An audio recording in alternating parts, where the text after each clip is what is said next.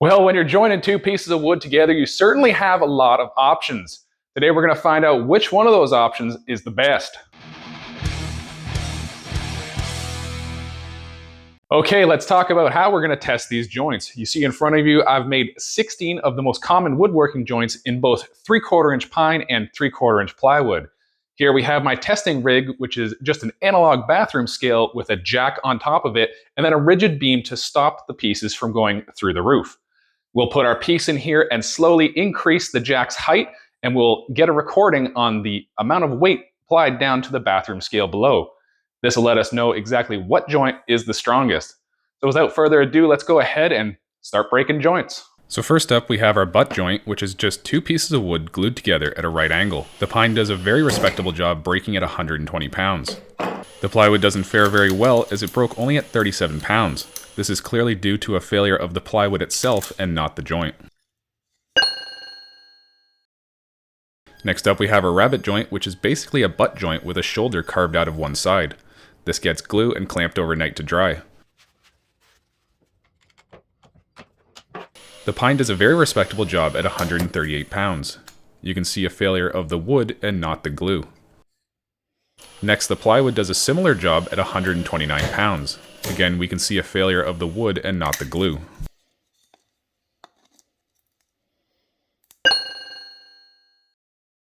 Next up we have our tongue and groove style joint, which is created at the router table using a 3/8 inch bit, as this is 3/4 inch thick material. With the joints fitting nicely together, everything gets glued and clamped overnight to dry. And the pine does a great job breaking at 205 pounds. As you can see, the groove weakened the backside there, and that's where it broke. And then onto the plywood, which breaks at 125 pounds. This lesser value must be because of the layers of plywood and the way this groove is cut. Next up we have our 2-inch screw joint, which is just pre-drilled holes, 2-inch screws, and some glue in between. This is far and away my favorite joint to use when building things, so let's see how it fares. First up is the pine, which does an average job breaking at 124 pounds. Upon completing to break the joint, you see it kind of explodes. This is likely due because of the wedge shape of the screw pulling its way through and splitting the wood. Next up we have the plywood, which does a little better at 150 pounds. Its better performance is probably due because of the crisscross grain of the plywood. As you can see, the brittle screws snap instead of bending like nails. Next up are pocket screws, which over at my homemade pocket hole machine, I drilled 2 holes, add glue to the joint, put the screws in, and let it dry overnight. First up is the pine, which does a slightly above average breaking at 155 pounds. You can see this break is mostly the result of the pocket screws pulling out. Next onto the plywood, which does a slightly worse job breaking at 94 pounds. Opposite of the pine, this failure seems to be more a result of the plywood separating. Next up we have the biscuit joint, which using my biscuit joiner, I create a slot in one face and one end, add a bunch of glue, put the biscuit in, and let it to dry overnight. First up is our pine, which eventually breaks at an average of 127 pounds. This break completely sheared off the end, leaving the biscuit totally intact. Next up is our plywood, which does a slightly worse job at 97 pounds. Again, breaking the board and not the biscuit itself. Next up is our blind dowel joint. I go ahead and use my self-centering doweling jig to drill 2 holes in each end, and then use my centering pins to mark a location in the face. These blind holes are then drilled out with a 3/8 brad point bit to make room for the 3/8 inch dowels. Then everything is simply glued and left overnight to dry. First up for the blind dowel, the pine, which does a respectable job at 118 pounds. You can see the piece of wood drilled into the end grain failed, splitting the wood instead of the dowels. Next up, the 3/4 inch plywood, which does a much better job breaking at 148 pounds. You can see this break is not a result of the wood failing, but again, the layers of plywood separating.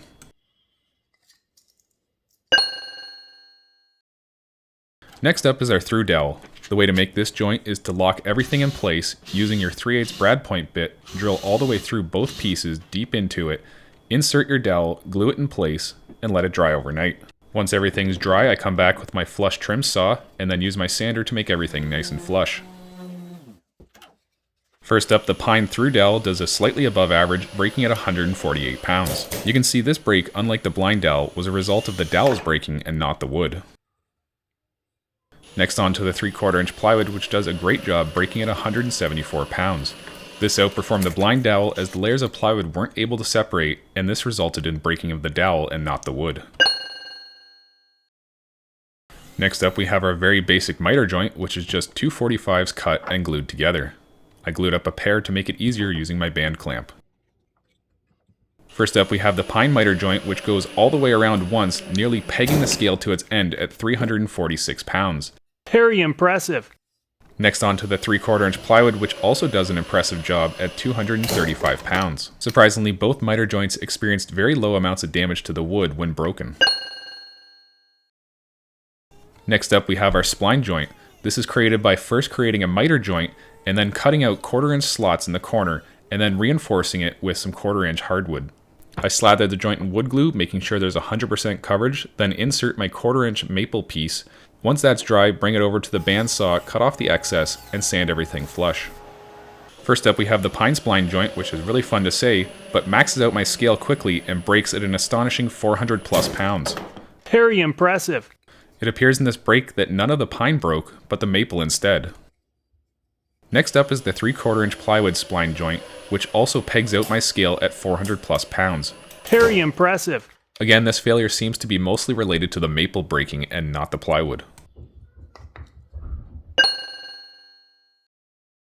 Next up is the dovetail spline, which again starts with a miter joint, and then I use a dovetail bit at the router table to cut those slots. Then I cut out matching shapes on the table saw, cut them to size, and slide them in as if they're just regular splines.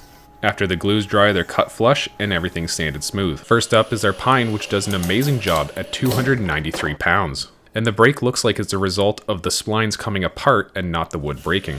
Next up, the 3/4 inch plywood also does a respectable job at 264 pounds. This once again broke at the dovetails and not the wood. Next up we have the loose tenon joint, which I create using my homemade domino machine. If you'd like to create one of these yourself, I have a video and a free set of plans available on my website, DIYbuilds.ca. Glue is then added to the slots and dominoes inserted and left in the clamps overnight to dry. First up for the loose tenon is the pine joint, which does a great job at 253 pounds. Very similar to the break in the blind dowel, you can see that the wood failed along the end grain as opposed to the joint itself. Next up for the loose tenon, the 3/4 inch plywood does a slightly worse job, breaking at 217 pounds. This time the break seems to be a result of the layers of plywood separating. Next up we have our blind mortise, which I go ahead and use my CNC machine to cut the mortise and tenon, as I'm very lazy and I built this CNC machine, so I get to use it whenever I want. First up for the blind mortise, the pine does a very average job, breaking at 152 pounds. This break seems to be a result of the mortise weakening the end of the wood and just bulging out the end. Next on to the 3/4 inch plywood, which does a slightly worse job, breaking at 122 pounds. Again, it appears that the mortise has weakened the end of the joint and blew out the end.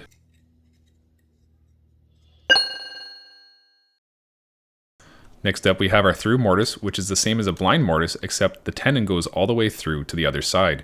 Again, using my CNC to make this, as I don't feel like doing it myself.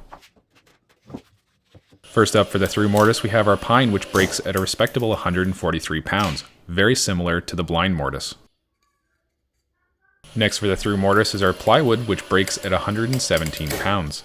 For this break, you can see the tenon broke off instead of the end blowing out, and this is a result of the plywood being strong with its crisscross grain pattern.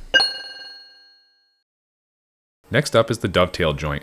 Now I will say this is the first set of dovetails I've ever cut in my life, and I think they're just okay. Though it did help, I cheated and used the router to cut out the tails first.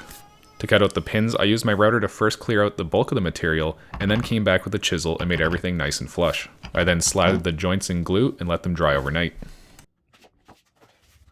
First up is our pine dovetail, which breaks at a very impressive score of 267 pounds. As you can see, this broke fairly evenly and broke on the pins as well as the tails. Next up is the 3/4 inch plywood dovetails, which did way worse, breaking at 117 pounds. As you can see, this is again due to the layers of plywood separating and making it much weaker. And for our last one, we're on to the box joint. Now, I don't have a box joint jig, and I don't really feel like setting up anything just for this, so again, I used my CNC to simply cut these out. Everything gets glued in place and dried overnight.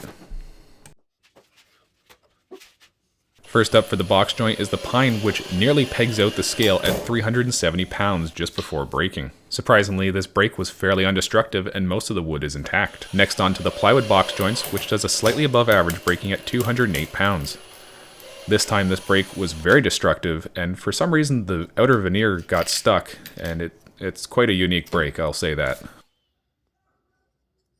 And that's the end of the testing. As we look at this chart, it's easy to tell that the spline was the overall winner of this. But very close, we had our miter joint, which once again blows me away just how strong just a simple 45 is, as well as our box joint. Notable contenders were also the pine dovetail, the dovetail spline, and the loose tenon. Well, there it is, guys. We have our clear winner. The spline overall blew away this competition. Now, if you guys enjoyed this video, do me a favor, hit that like button and be sure to subscribe because this was quite an undertaking to do all this. So I really hope you enjoyed it, and we'll see you on the next one.